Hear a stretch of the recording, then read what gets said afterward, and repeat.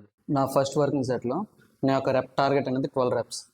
So మీరు చూసినట్టయితే ఇది నా 9th రెప్, ఇది 10th, ఇది 11th రెప్ అనేది ఆల్మోస్ట్ టఫ్గానే వచ్చింది.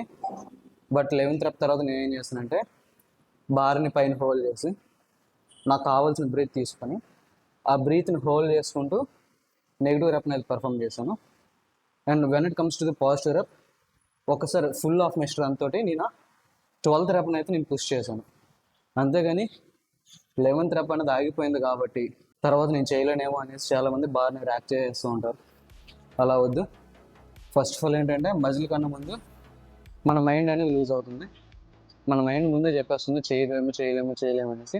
కానీ బియాండ్ దట్ ఎప్పుడైతే మనం దాన్ని దాటుకుంటూ వెళ్ళినట్టయితే ప్రోగ్రెస్ అయితే వేరే లెవెల్లో ఉంటుంది.